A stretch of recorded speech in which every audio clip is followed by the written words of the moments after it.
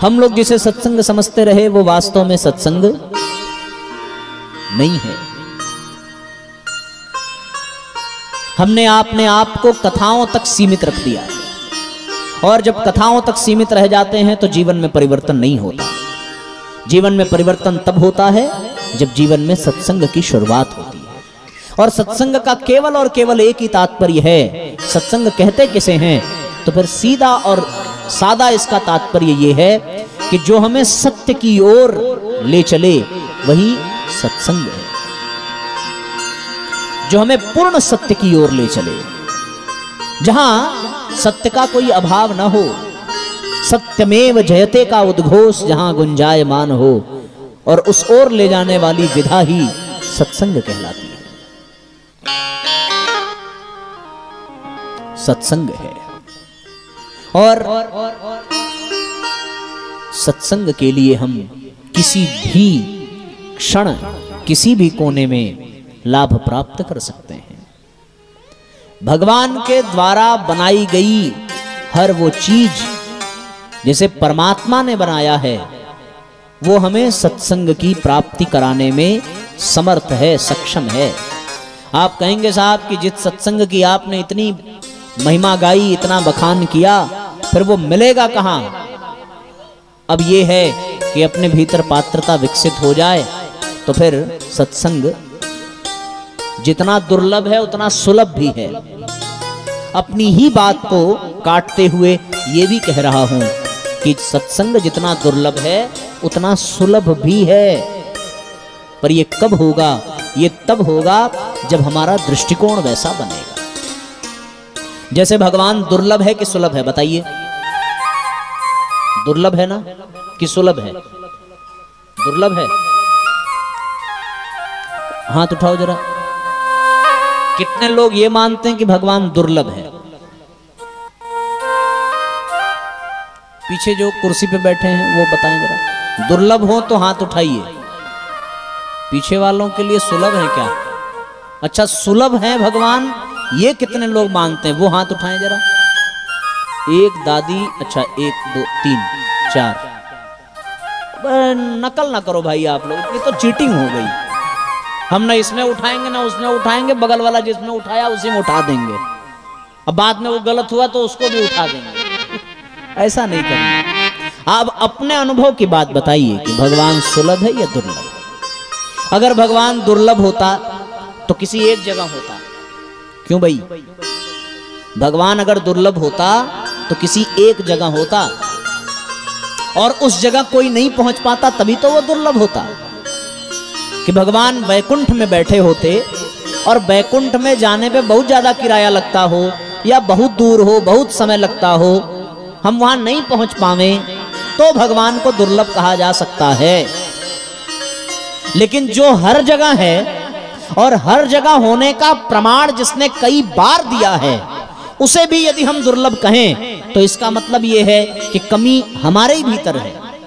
यदि वो दुर्लभ होता तो कभी भी प्रहलाद के कहने पर खंबे से नहीं निकलता। यदि वो दुर्लभ होता तो कभी भी गज के पुकारने पर वो जल से नहीं निकलता। यदि वो दुर्लभ होता तो द्रौपदी की लाज बचाने के लिए तुरंत कहां से आ जाता। यदि वो दुर्लभ होता तो कभी भी हम उसे हर जगह ना पाते। और ऐसा कोई स्थान नहीं, ऐसा कोई क्षेत्र नहीं, ऐसा कोई पल नहीं, ऐसा कोई क्षण नहीं जिसमें परमात्मा ना हो। और यदि वो दुर्लभ है तो इन सब में नहीं होना चाहिए। परमात्मा दुर्लभ होते हुए भी सुलभ है, क्योंकि तुम जहां हो वहीं परमात्मा है। यदि परमात्मा वहां न होता तो तुम भी न होते, क्योंकि तुम्हारे भीतर है तभी तो तुम सांस ले रहे हो। तो परमात्मा दुर्लभ नहीं है, परमात्मा सुलभ है, बस हम उसे अनुभव नहीं कर पा रहे। उसका अनुभव करना दुर्लभ है, परमात्मा दुर्लभ नहीं है। भगवान सुलभ है, पर उस भगवान का, उस भगवत सत्ता का, उसकी भगवत्ता का अनुभव करना दुर्लभ है। उसका होना दुर्लभ नहीं है, अनुभव करना दुर्लभ है। दोनों में अंतर है। वो है, इसमें कोई दो राय नहीं है। यदि वो ना होता तो आप भी ना होते, क्योंकि यदि वो आप में है तभी तो आप सांस ले पा रहे हैं, तभी तो आप देख पा रहे हैं, तभी तो आप हमें सुन पा रहे हैं। वो मेरे में है तभी तो मैं बोल पा रहा हूं, वरना वो नहीं होता तो फिर कौन बोलता। अगर वो भीतर से निकल जाए तो ये मुंह बिल्कुल वैसा ही रहेगा जैसा अभी है, पर इससे आवाज नहीं निकलेगी। यदि वो निकल गया तो ये आंखें बिल्कुल चमकीली रहेंगी, पर ये देख नहीं पाएंगी। यदि वो निकल गया तो कान हैं लेकिन वो सुन नहीं पाएंगे। इसका मतलब क्या हुआ कि वो दुर्लभ नहीं है, वो आपके भीतर ही बैठा हुआ है, लेकिन उसका अनुभव करना उसको दुर्लभ है। अनुभव में और होने में बहुत अंतर है। ठीक इसी प्रकार सत्संग दुर्लभ नहीं है, सत्संग का अनुभव करना दुर्लभ है। इसको समझने का प्रयत्न करिए। दोनों में अंतर है ना।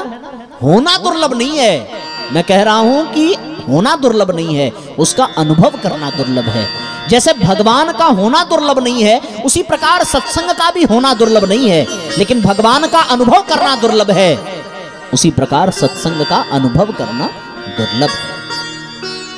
अब ये जो दुर्लभ है अनुभव करना, ये क्यों है, इस पर विचार करना पड़ेगा। तो इसमें तो कोई संशय नहीं है कि भगवान सुलभ है या दुर्लभ। स्पष्ट उत्तर है कि भगवान सुलभ है। अभी तक हमने बार बार ये कहा कि सत्संग दुर्लभ है, बड़े भाग्य से मिलता है। तो सत्संग भी सुलभ है, पर उसका अनुभव करना दुर्लभ है। अब दोनों में अंतर बस इतना ही है। भगवान क्या कहता है, भगवान कभी नहीं कहता कि मैं यहां नहीं हूं वहां नहीं हूं। उनका तो एक ही सिद्धांत है, पास रहता हूं तेरे सदा मैं, अरे तू नहीं देख पाए तो मैं क्या करूं। पास रहता हूँ तेरे सदा मैं, अरे पास रहता हूँ तेरे सदा मैं, अरे तू नहीं देख पाए तो मैं क्या करूं। तू नहीं देख पाए तो मैं क्या करूं। एक साथ तालियां बजाइए और एक साथ दोहराते रहिए। ओ तू नहीं देख पाए तो मैं क्या करूं। तू नहीं देख पाए तो मैं क्या करूं। सभी भावपूर्वक तालियां बजाते रहें।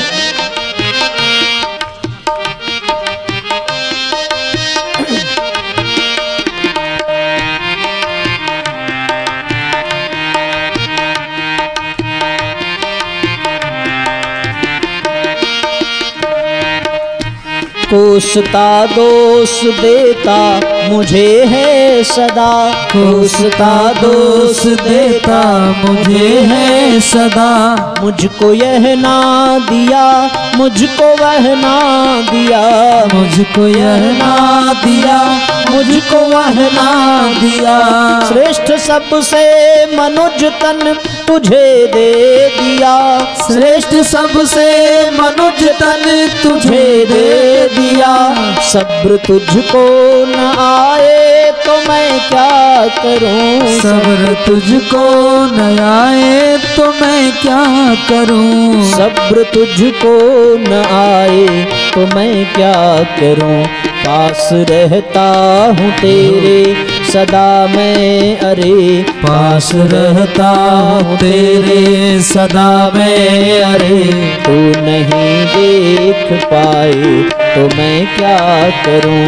तू नहीं देख पाए तो मैं क्या करूं। दोनों हाथ ऊपर उठा करके ताली बजाइए। जय हो।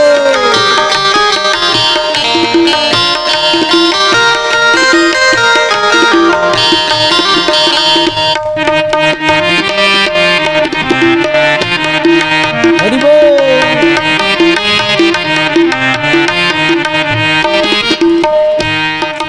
ओ मेरे अंतःकरण में विराजा हुआ। मेरे अंतःकरण में विराजा हुआ।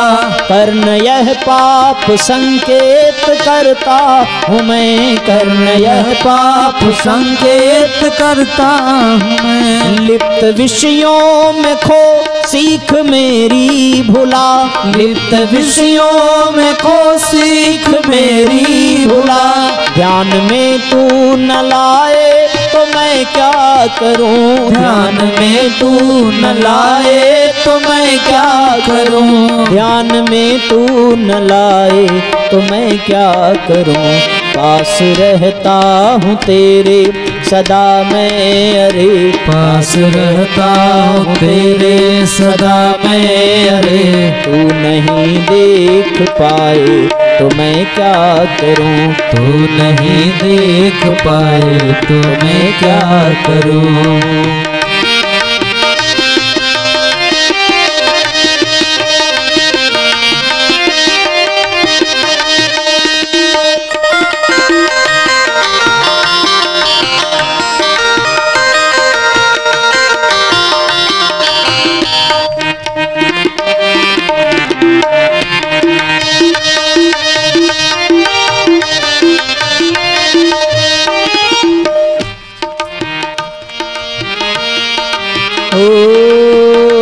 जांच अच्छे बुरे की तुझे हो सके, जांच अच्छे बुरे की तुझे हो सके, इसलिए बुद्धि मैंने तुझे दी, अरे इसलिए बुद्धि मैंने तुझे दी, अरे किंतु तू मंद भागी अमृत छोड़कर, किंतु तू मंद भागी अमृत छोड़कर, घोर विषयों में जाए तो मैं क्या करूं, घोर विषयों में जाए तो मैं क्या करूं, घोर विषयों में जाए तो मैं क्या करूं। पास रहता हूँ तेरे सदा मैं, अरे पास रहता हूँ तेरे सदा मैं, अरे तू नहीं देख पाए तो मैं क्या करूं, तू नहीं देख पाए तो मैं क्या करूं। सरल सुंदर मनोरम सुदृश्यों भरा, सरल सुंदर मनोरथ सुदृश्यों भरा, विश्व सुंदर प्रकाशार्थ मैंने दिया, विश्व सुंदर प्रकाशार्थ मैंने दिया, अपनी करतूत से स्वर्ग वातावरण, अपनी करतूत से स्वर्ग वातावरण, नरक तू ही बनाए तो मैं क्या करूं। पास रहता हूँ तेरे सदा मैं, अरे पास रहता हूँ तेरे सदा मैं, अरे तू नहीं देख पाए तो मैं क्या करूं, तू नहीं देख पाए तो मैं क्या करूं, तू नहीं देख पाए तो मैं क्या करूं, तू नहीं देख पाए तो मैं क्या करूं, तू नहीं देख पाए तो मैं क्या करूं, तू नहीं देख पाए तो मैं क्या करूं।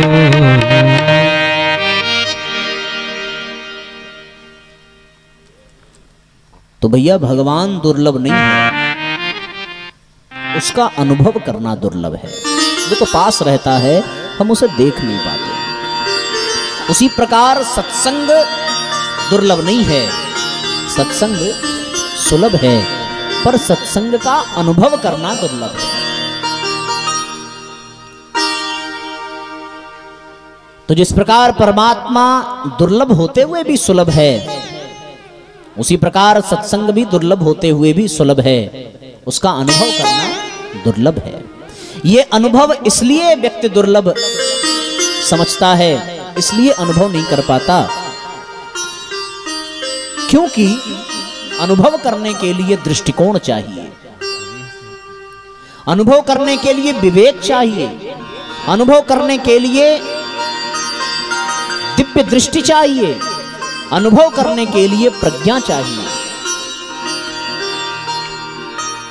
और वो दिव्य दृष्टि, वो प्रज्ञा, वो विवेक, वो दृष्टिकोण कहां से प्राप्त होगा?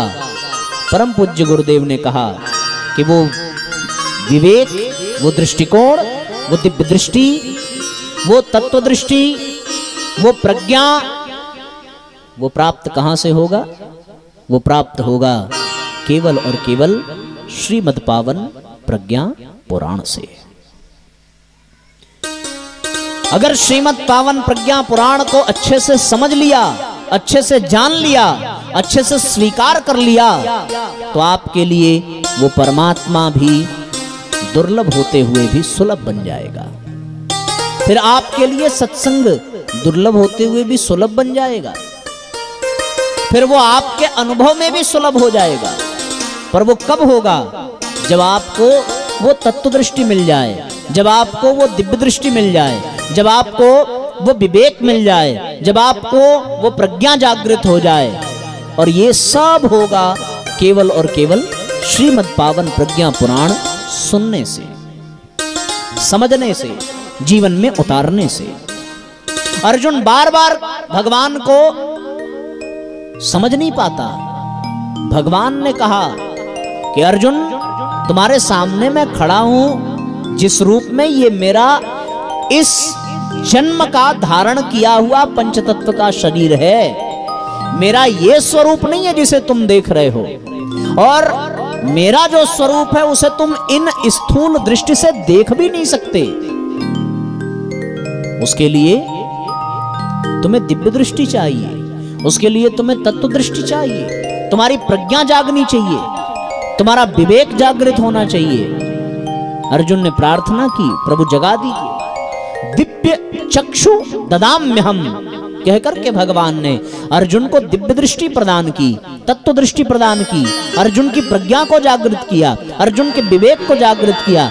तब अर्जुन ने भगवान के उस महाविकराल महाविराट स्वरूप का दर्शन किया, जिसे युगों युगों में कोई नहीं कर पाता। पर अर्जुन को यह लाभ क्यों मिला? क्योंकि उसे वो दृष्टि प्राप्त हुई, उसका दृष्टिकोण बदला, उसकी प्रज्ञा जागृत हुई, उसका विवेक जागृत हुआ, तब जाकर के ये बात बनी। उसी प्रकार सत्संग दुर्लभ होते हुए भी सुलभ बन जाए, हमारे अनुभव में आ जाए।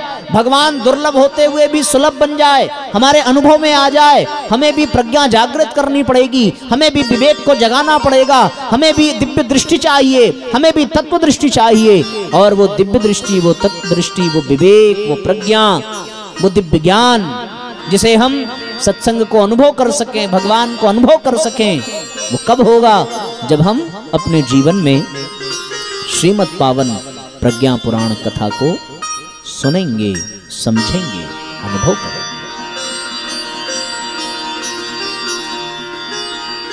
प्रज्ञा पुराण कथा में ही, प्रज्ञा पुराण जो परम पूज्य गुरुदेव ने लिखा प्रज्ञोपनिषद के रूप में,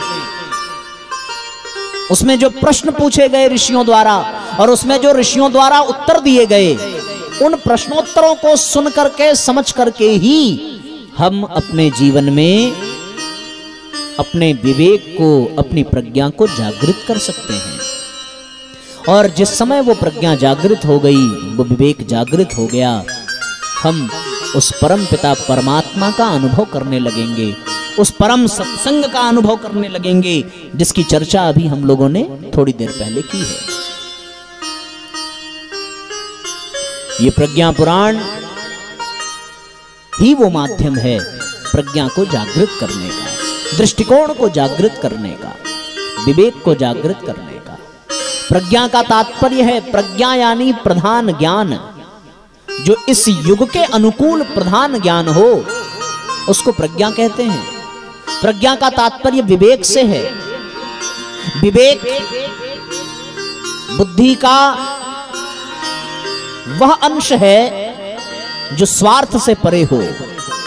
विवेक बुद्धि का वह अंश है जिसमें कोई विकार ना हो, जिसमें कोई पक्ष विपक्ष का चक्कर न हो, जिसमें कोई स्वार्थ न हो, जिसमें कोई बंधन न हो, जिसमें कोई कलंक न हो, उसी को विवेक कहते हैं। वो बुद्धि जो स्वार्थ में फंसी हुई है, वो बुद्धि कभी विवेक नहीं बन सकती। जो स्वार्थ से परे हो, जो मनोविकारों से परे हो, जो प्रवृत्तियों कुरीतियों से परे हो, जो रूढ़वादिता से परे हो, जो परंपराओं से ऊपर उठी हुई हो, जो अंधविश्वासों से बहुत आगे बढ़ चली हो, जो अंधश्रद्धा के दलदल से बाहर निकल चुकी हो, जिसने सत्य को पहचान लिया हो, जिसमें सत्य के प्रकट करने की सामर्थ्य हो, जो सत्य को स्वीकार ना जानता हो, जिसमें अनुचित उचित के भेद करके अनुचित का परित्याग करने और उचित को अपने भीतर धारण करने की शक्ति प्राप्त हो, उसको विवेक कहते हैं। तो इस दृष्टि से देख करके देखें साथियों, ये निष्कर्ष निकलेगा कि वो महाप्रज्ञा ही, वो महाविवेक ही आधार है उस परम सत्संग को, उस परम पिता को अनुभव करने का। जिसको वो सत्संग मिला वो जीवन उसका धन्य बनता चला गया। तो इसलिए साथियों, हम लोग उस परम विवेक को, परम प्रज्ञा को इस प्रज्ञा पुराण कथा के माध्यम से जागृत करें, जिसके सानिध्य में हम सब यहां बैठे हुए हैं। प्रज्ञा पुराण से ही वो प्रज्ञा जागृत होगी, प्रज्ञा पुराण से ही हम सभी उस महाविवेक को जागृत कर पाएंगे, जिसके माध्यम से परम सत्संग का हम सभी अनुभव कर सकेंगे। आइए पावन प्रज्ञा पुराण का एक प्यारा सा भजन गुनगुनाते हुए आज के सत्र को परिचय की दृष्टि से थोड़ा सा संकेत भर करके छोड़ दिया जा रहा है। यह प्रज्ञा पुराण पूज्य गुरु जी को प्यारा है, यह प्रज्ञा पुराण पूज्य गुरु जी को प्यारा है, यह प्रज्ञा पुराण, यह प्रज्ञा पुराण पूज्य गुरु जी को प्यारा है, यह प्रज्ञा पुराण पूज्य गुरु जी को प्यारा है, मेरे जीने का सहारा है, इसकी जगमग ज्योति से, इसकी जगमग ज्योति से ये सारा जग उजियारा है, यह प्रज्ञा पुराण पूज्य गुरु जी को प्यारा है, यह प्रज्ञा पुराण।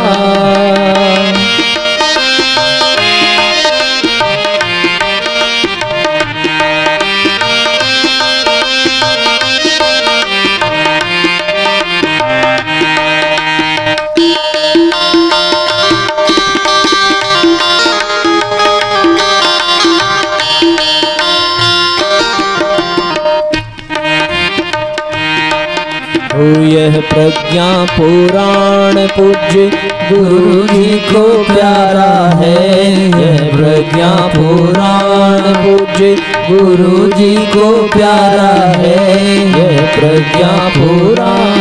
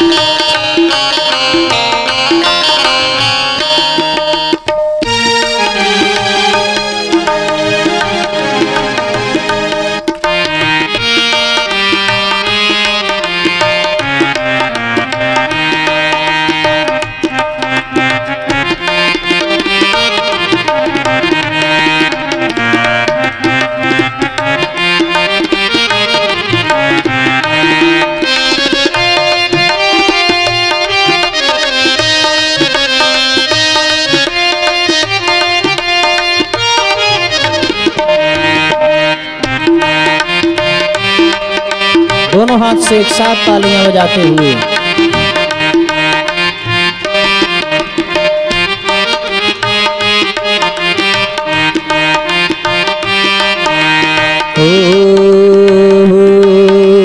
माँ की ममता एक समान, माँ की ममता एक समान यही हमारा नारा है, माँ की ममता एक समान यही हमारा नारा है, यह प्रज्ञा पुराण पूज्य गुरु जी को प्यारा है यह प्रज्ञा पुराण। पूज्य गुरु जी को प्यारा है, गुरु जी को प्यारा है, गुरु जी को प्यारा है। इसलिए ऐसी महान प्रज्ञा पुराण कथा को हम सभी आपके इस गांव में अगले 4 दिनों तक, कितने, आज का दिन तो गया, अब अगला 4 दिन जो है, उन 4 दिनों में हम विस्तार पूर्वक श्रीमद् पावन प्रज्ञा पुराण कथा का दिव्य लाभ और दिव्य आनंद प्राप्त करेंगे। आइए अब हम सभी, आरती की तैयारी हो चुकी है, आरती प्रज्वलित कर लें और सब अपने स्थान पर खड़े हो जाएं। भावपूर्वक परम पूज्य गुरुदेव प्रज्ञा पुराण की आरती उतारेंगे।